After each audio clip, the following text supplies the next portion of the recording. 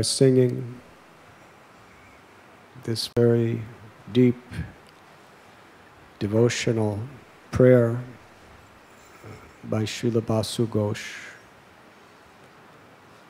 one of the personal associates and favorite kirtan singers of Sri Chaitanya Mahaprabhu and Nityananda Prabhu. If Lord Gaur had not appeared as the Yuga Avatar in this age of Kali, then what would have become of us? How could we have tolerated living?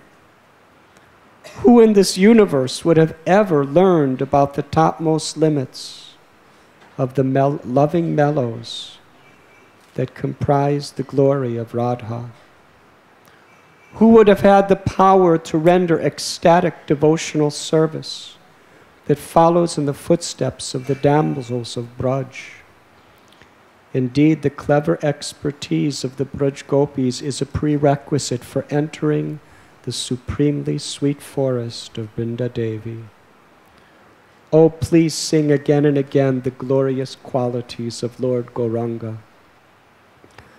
Just try to keep your heart simple.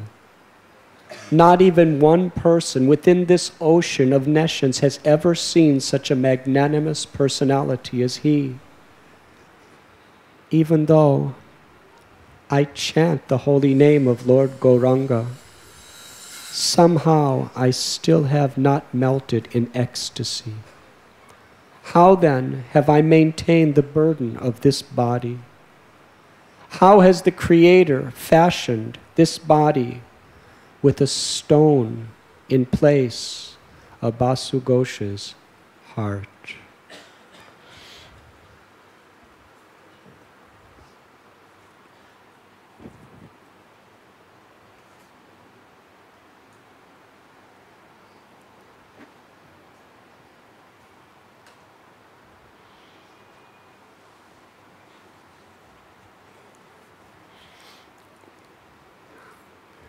Yesterday in the morning,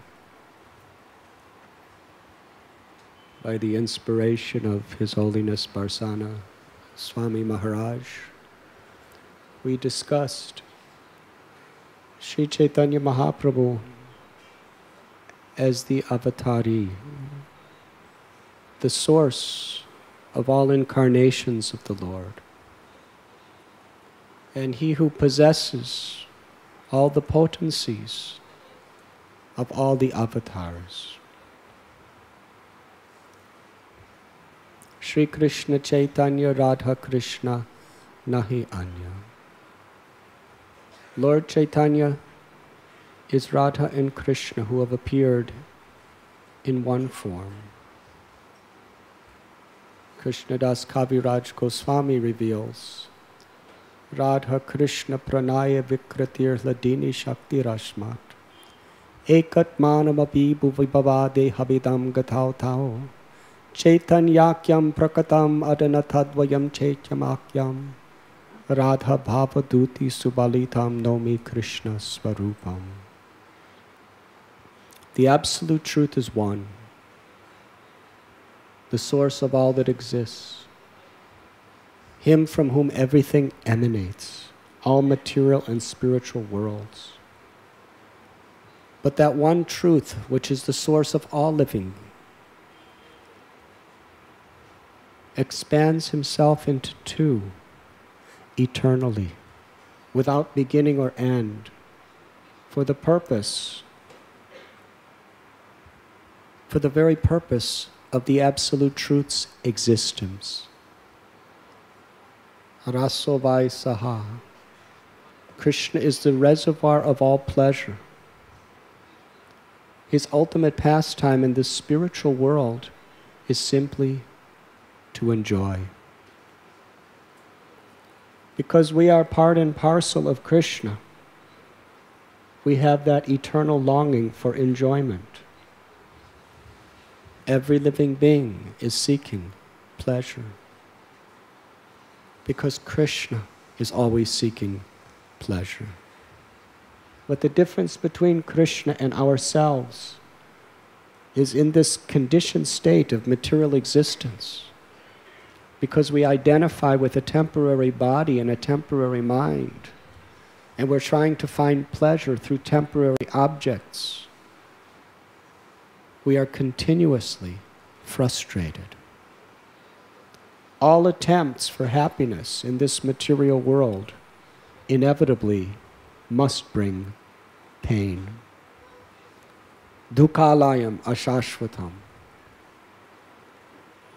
Krishna has proclaimed this truth that we must take very seriously. This material world is a place of suffering. Birth, old age, disease, and death. And even when we get what we want, it's like a foaming bubble on the surface of the sea. All of our pleasures, all of our attachments, all of the objects of our love just burst into oblivion, as does our own bodily identity. But Krishna, he is the controller of Maya. He never falls under the influence of his own external potency. He is the master of all masters. There is no impediment to his enjoyment. In this material world, the Purusha avatars perform the work of creation, and the various functions of the universe are deputed to the demigods. But Krishna, as Rasaraj, is simply enjoying. There is that famous story that is often cited of a German scholar who searched all over India to understand who really is the highest God. And when he met Bhaktisiddhanta Saraswati Thakur and heard from him, he understood that all the deities I see are working. Durga, she has so many weapons in her hand. She's on a lion doing her work. And Shiva's in meditation. Meditation is tapasya, it's work. And Kartikeya has his spear. And Hanumanji has his club. Ramchandra has his bow and arrow. But Krishna, he's simply playing his flute, enjoying. Therefore, he must be supreme. He must be supreme even in the world of gods. And it is true. As Maharaj was explaining yesterday, Shyam Sundar, when he's in Vrindavan, is simply at home. No formalities. Everything is intimate in love. When a king is in his court, everyone bows down and he performs his service to the kingdom. But when he's at home, with wife, with children, with intimate friends,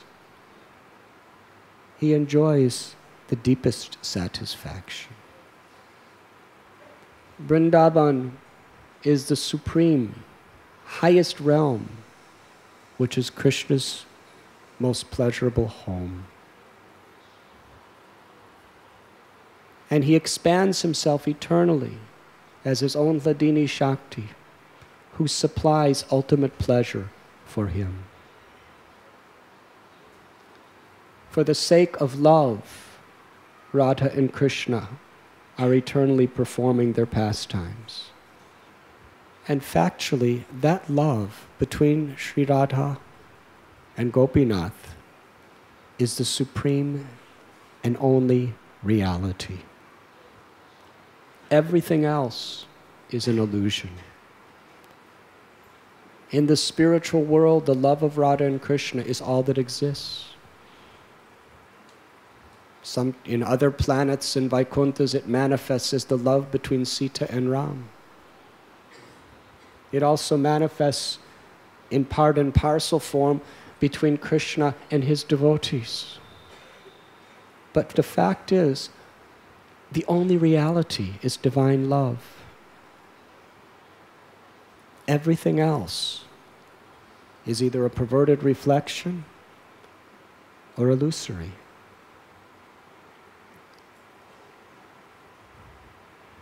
Radha and Krishna have again become one, Swarup Damodar Goswami prays, in the form of Lord Sri Chaitanya Mahaprabhu.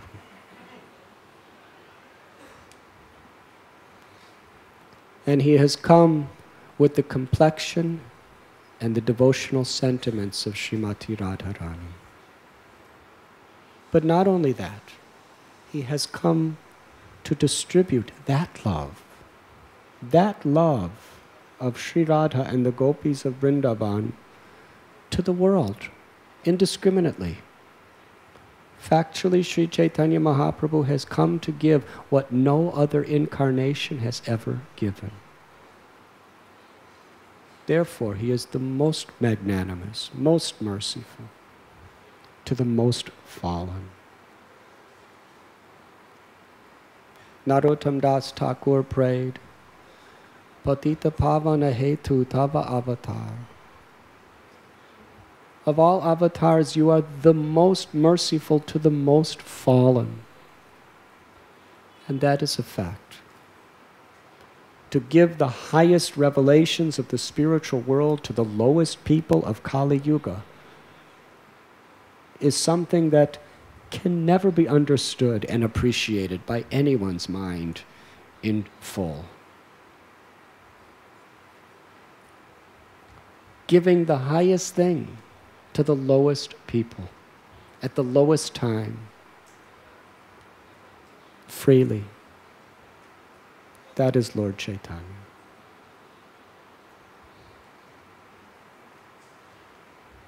After Sri Chaitanya Mahaprabhu accepted sannyas,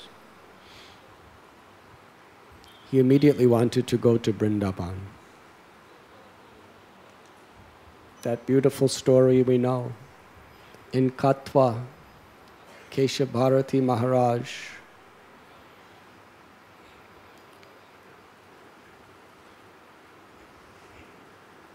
he didn't know what to do, because here is this beautiful 24-year-old personality who's at the prime of his youth with the most loving mother and helpless wife, and he's left them all to take sannyas. And the entire village of Katwa were outraged by this. They could not tolerate the thought of Lord Chaitanya, Sri Gauranga's hair to be cut, and Sachi Mata to die in separation, and Vishnu Priya, not even 16 years old, to be a widow for the rest of her life. Impossible. They threatened Keshav Bharati, we will destroy your ashram, you cannot do this. What to do? Keshav Bharati told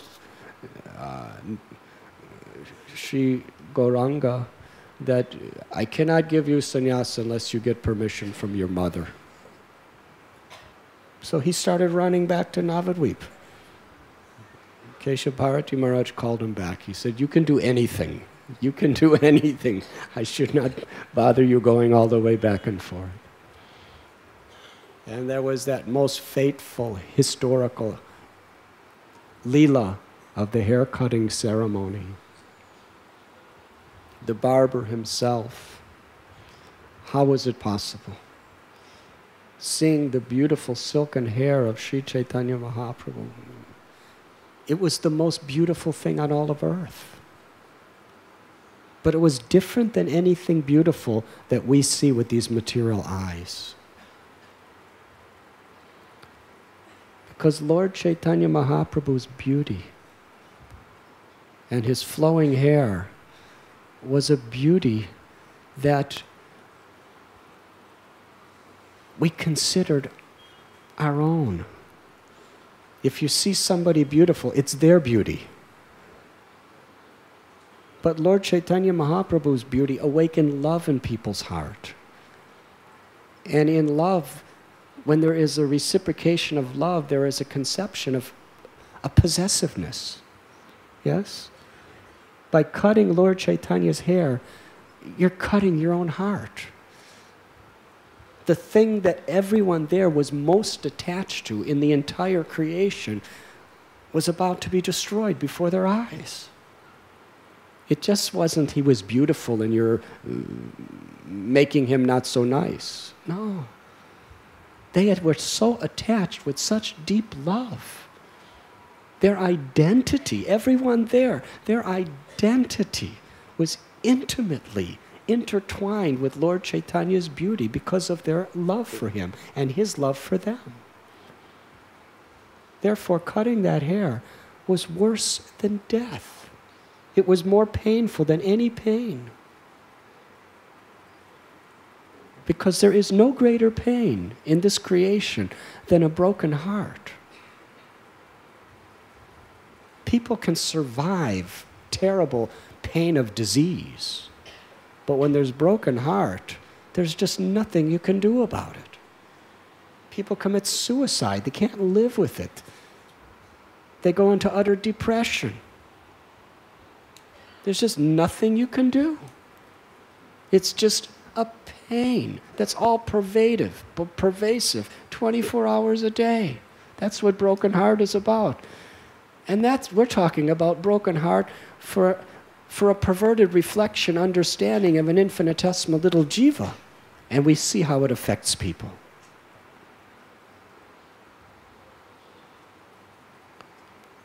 But when the supreme, all-pervading object of everyone's love, Sri Chaitanya Mahaprabhu, when he captures your heart, and when he breaks your heart, it is crushed to pieces. And this is what we're talking about during that hair-cutting ceremony. It wasn't just a few people rolling around because they didn't like the aesthetic shaved head of Lord Chaitanya. With every hair that was cut, that scissors was cutting in two everyone's hearts, and then in four, and then in six. With every hair that was cut, it was just cutting the heart into another division. Tens and thousands, millions of divisions the heart is being cut into. Tiny pieces.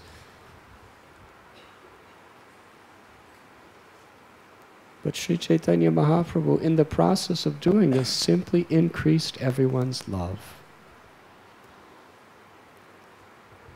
And that was his purpose of incarnating in this world, to awaken the ecstasies of love of God, and especially the ecstasies of love and separation. And this type of separation, there's one type of separation where the Lord is about to go. Then there's another type of separation after he leaves. But the most intensely painful type of separation is the separation of while he's leaving.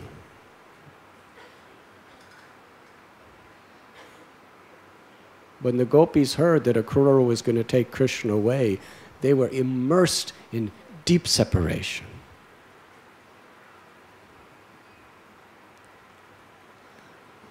But then, that is called bhavi viraha. But when Krishna was taken away by Akrura,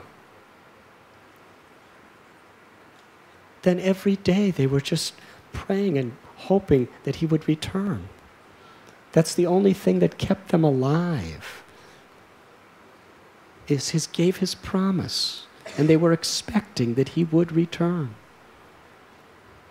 But the most intensified manifestation of that separation was as Akrura was taking Krishna on the chariot. They were seeing their beloved in the process of leaving them. They were casting their bodies in front of the wheels of the chariot with the prayer that if Krishna must leave, take our life first. Put us out of misery before you take him away. So when Sri Chaitanya Mahaprabhu, his hair was being cut, Nityananda Prabhu, Mukunda Dutt, Chandrasekhar Acharya, these devotees and all the people of Katwa, they were just falling unconscious with every hair that fell to the ground. Screaming, wailing, crying. It was the most piteous scene. And then Lord Chaitanya took his bath in Ganga. And he was blissful. He was so happy. When the people were trying to stop him and making all threats, he just did kirtan in such a way and danced and intoxicated them so much that when he finally sat down and told the barber, cut my hair, everyone was too much in this kirtan ras to be able to stop him. And the barber took a vow. He would never cut another hair in his life. But because he cut Lord Chaitanya's hair on Lord Chaitanya's order, his hand became so sweet that he became the world's foremost sweet maker. And he opened up a sweet shop. He's the only sweet maker that we still talk about 500 years ago. That was the quality of his sweets.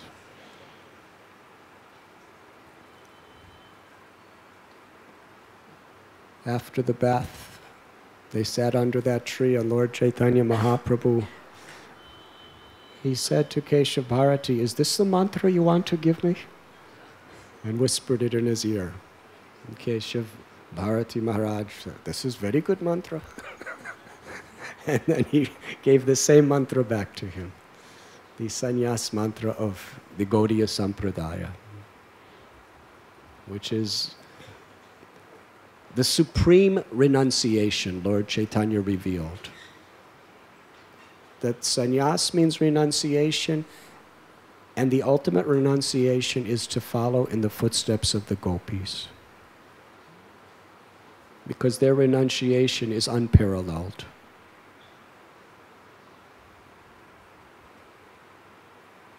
They relinquished all motivations for either material or spiritual gain.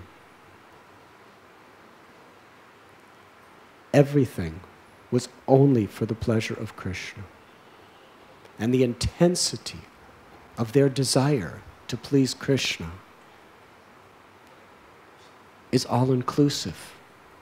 All other rasas, Vatsalya ras, Sakya ras, Dasya ras, Shanta ras, all the rasas are fully manifested and included within the gopis, but with an intimacy that is far beyond.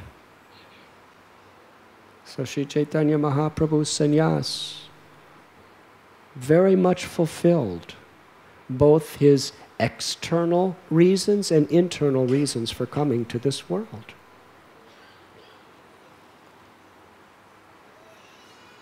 Bhaktivinoda Thakur, in one beautiful song, he sings how we are all like fish in the ocean. And we're caught in the net of Maya.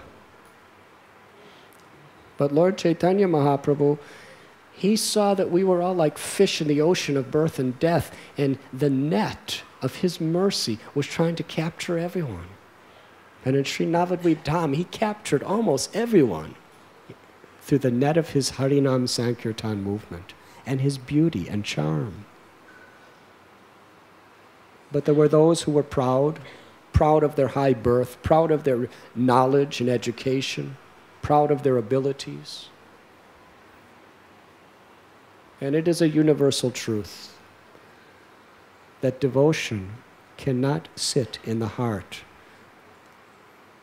that is filled with pride. Humility is the prerequisite for real devotion. If there is not genuine humility, whatever devotion is there is still superficial.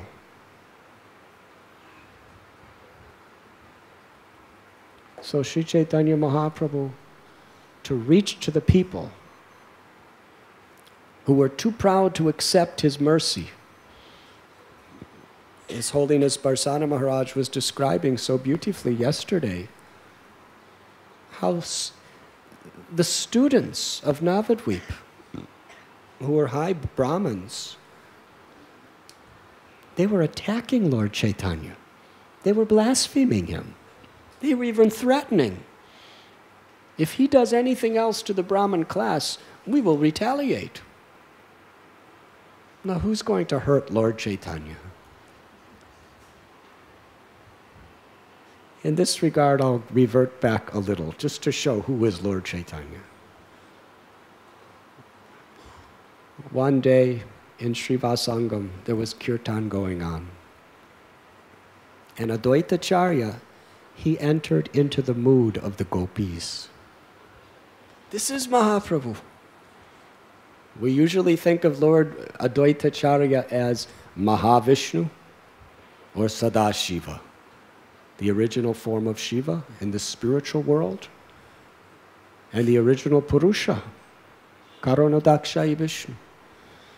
But in Sri Chaitanya Mahaprabhu's Leela, Sri Advaita is in the mood of gopis. And we should understand this carefully, that these are the eternal associates of Lord Chaitanya. It's not that Advaita is a plenary portion, is a incarnation of Mahavishnu. From one point of view, from this world, he is. But from the point of view, the perception of the spiritual world, Advaitacharya is the eternal associate of Sri Chaitanya Mahaprabhu. Sri Chaitanya Mahaprabhu's abode is in Krishna Loka, the highest planet of the spiritual sky. Krishna Loka is divided into Mathura, Dwarka, and Vrindavan, and also Navadvip. Navadvip in the spiritual world is none different than Vrindavan. Therefore, Lochan Das Thakur poses this argument. Is Lord Chaitanya the source of Krishna, or is Krishna the source of Lord Chaitanya? Now, usually we say that Krishna is the source of Lord Chaitanya, because from the point of view of looking up, he is. But they're both eternally existing. It's not that at one time in the spiritual world, Krishna becomes Lord Chaitanya. He's eternally existing in this way. This is the inconceivable, unfathomable nature of the abode of the Lord. The material mind, conditioned by geographical limitations and seeing everything in terms of time and clocks and calendars, we can't fathom what actually eternality really means. No beginning, no end, an eternal present. So Sri Chaitanya Mahaprabhu with his associates are in Krishna Loka, performing their leelas. And Advaitacharya is one of the most dear, intimate associates of Lord Chaitanya, performing the Braj Leela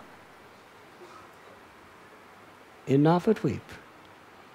So actually, Mahavishnu and Sadashiva are expansions of Advaita. And similarly, Haridas Thakur. From the point of view of this world, we say he's an incarnation of Lord Brahma, because we know the story from Navadvip Mahatmya.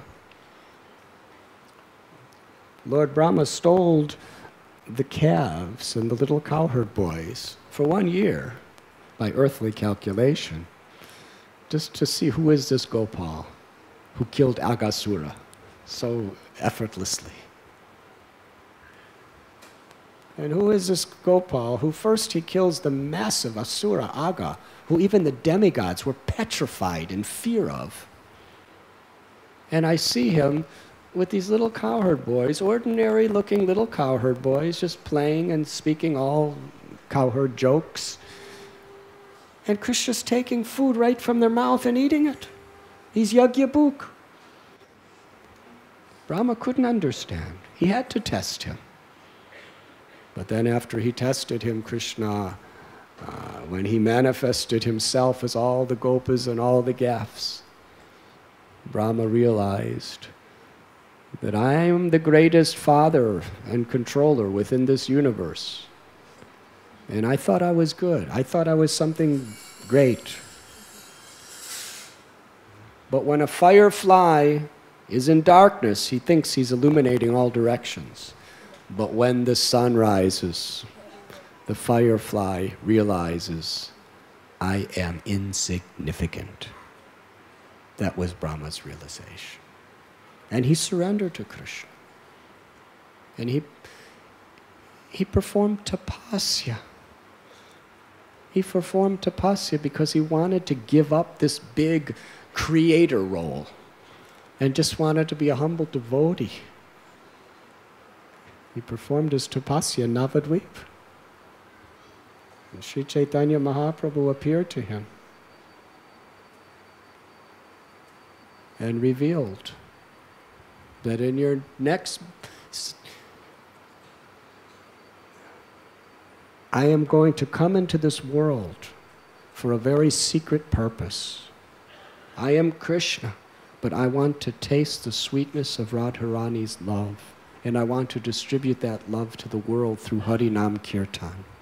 And you will be born in a family of malechas as Haridas Thakur and constantly be absorbed with all humility in chanting the names and assisting me in my mission. So he's an incarnation of Brahma. But in Sri Navadvip Dham, he's also an eternal associate of Lord Chaitanya, experiencing Braj Ras with Lord Chaitanya in Navadvip Dham in Krishna Loka. The kirtans in Srivas Thakur were none different than the Ras Leela. So actually, Haridas Thakur, eternal associate. And he simply happened to come as this particular Lord Brahma for this purpose of revealing his eternal form as Haridas Thakur. Brahma is just a temporary form. There's no Brahmas in Vaikuntha. But Haridas Thakur is living forever in Navadvip.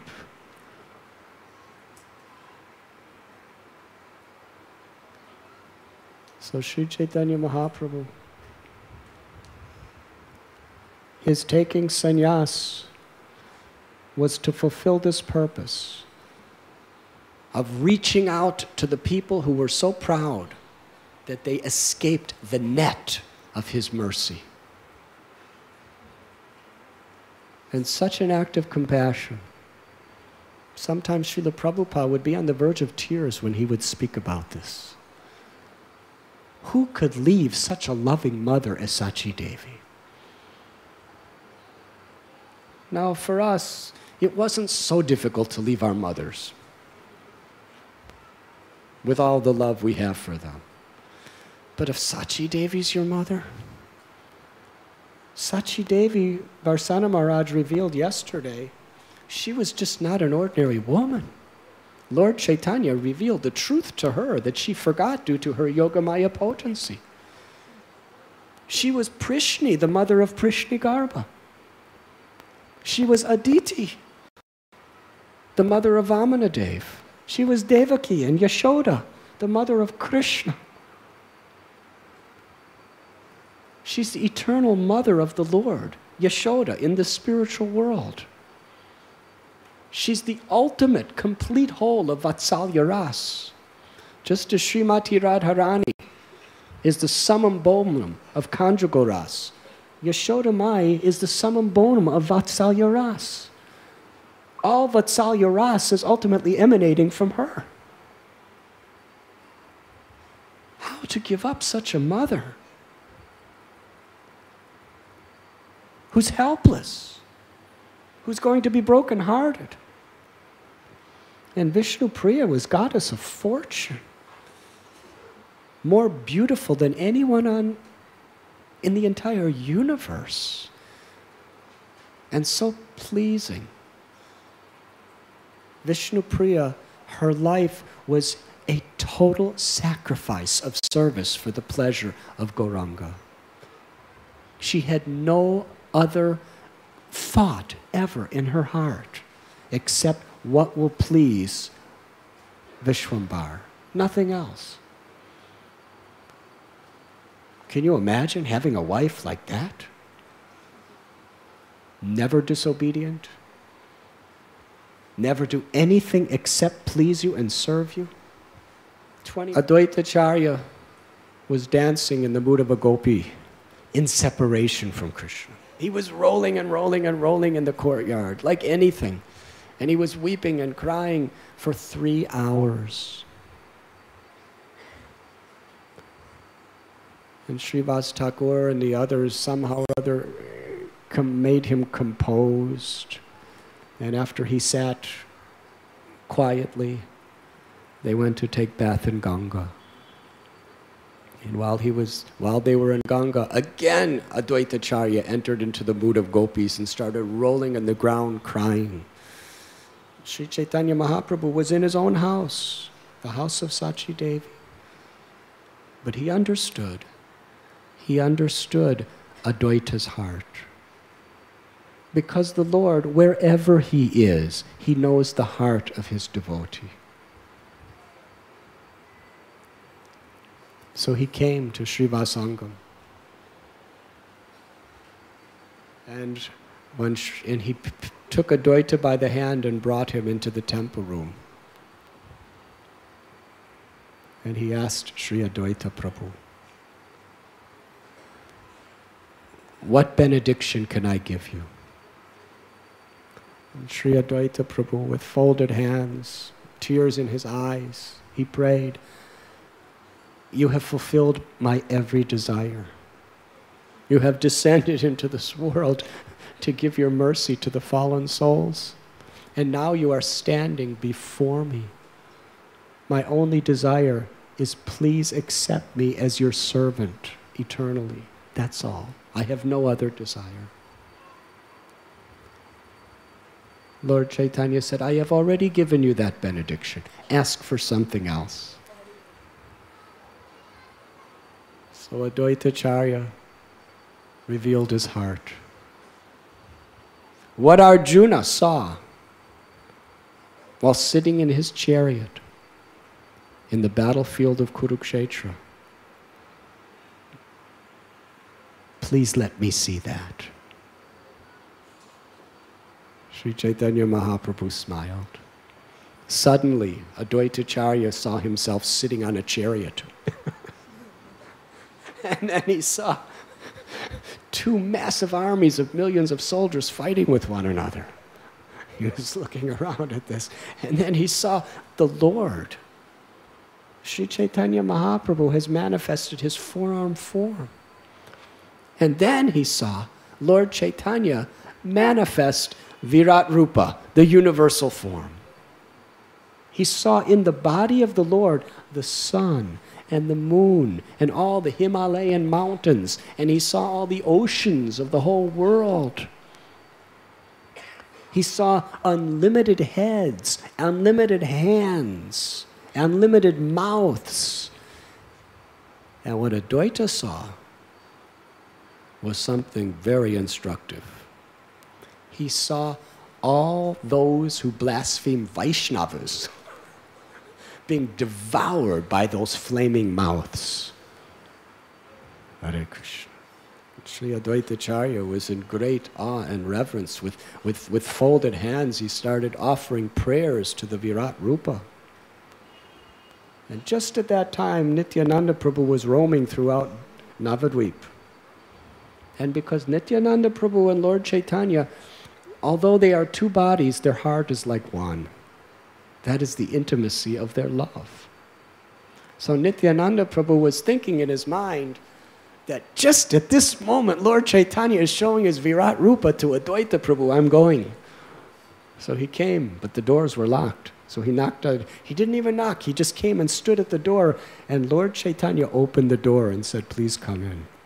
And Nityananda Prabhu came in, stood next to Advaita Prabhu, and there was the universal form. devouring, unlimited mouths devouring unlimited blasphemers. Unlimited hands, unlimited legs, unbelievable form. They were in ecstasy, offering their prayers.